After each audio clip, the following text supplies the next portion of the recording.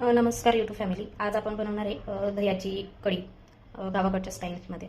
इथे मी कढीपत्ता घेतला आहे, लसूण घेतलेला आहे 2-3 पाकळ्या, त्याच्यानंतर कोथिंबीर घेतली आणि 4 मिरची घेतल्या. त्याचबरोबर मी दह्याला मिक्सरमध्ये छान फिरवून घेतले, त्याच्यामुळे त्याच्यामध्ये गुठळ्या राहणार नाही. सेम मी बेसन पीठही मिक्सरमध्ये फिरवून घेतले, थोडंसं 1 चमचा बेसन पीठ पाण्यामध्ये मिसळून त्याला फिरवून घेतलेलं आहे, त्याच्यामुळे बेसन पिठामध्येही गुठळ्या राहणार नाही. आता आपण कढी करायला स्टार्ट करूया. त्याच्यामध्ये मी आता 2 चमचे तेल टाकते आहे. तेल थोडंसं गरम करून देऊया.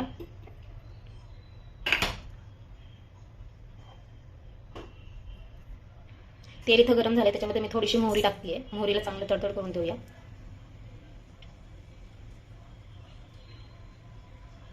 मोहरी इथे आता छानपैकी तडतडली, त्याच्यामध्ये मी आता कढीपत्ता टाकते आणि लगेचच त्यामध्ये आपण जिरे टाकून घेऊया. जिरे टाकले की आपण त्याच्यामध्ये मिरची टाकून घेऊया.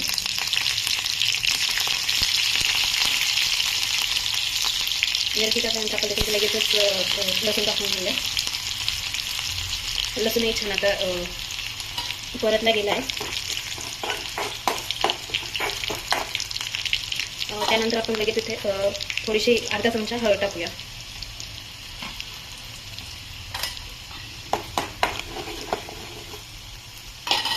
आता लगेचच जे आपण फेटून घेतलेलं दही आहे ते टाकूया त्यामध्ये.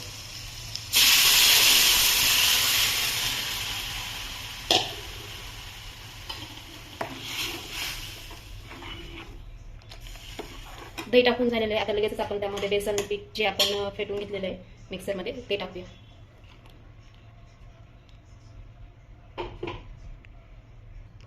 कढीला जोपर्यंत उकळी येत नाही तोपर्यंत कंटिन्यू आपण हलवत राहायचं आहे त्याला, असं पोळीमध्ये, म्हणजे दही फाटणार नाही. आपण त्याच्यामध्ये कोथिंबीर टाकूया आणि त्याच्यामध्ये आपण 1 ते 2 गुळाच्या स्लाइस टाकणार आहेत छोटे छोटे. तुम्हाला जसं गोड आंबट जसं लागत असेल तसं तुम्ही गुळ ॲडजस्ट करू शकता. व्हिडिओमध्ये माझी कढी थोडीशी व्हाईट दिसते, पण समोर मी तिला बऱ्यापैकी हळद टाकली तर छान दिसते. इथे मी अगदी 2च अशा गुळाच्या छोट्या छोट्या ज्या वड्या भेटतात त्या आणल्या, तर त्या मी अगदी 2च टाकत आहे. मला गोड कढी आवडते म्हणून मी त्याच्यामध्ये गूळ टाकला आहे.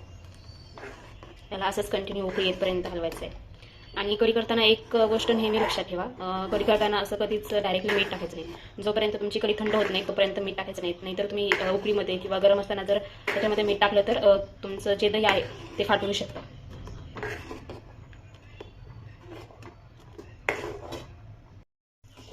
इथे पाहू शकता मस्त अशी उकळी फुटलेली कढीला. ऑलमोस्ट कढी आता रेडी झालेलीच आहे.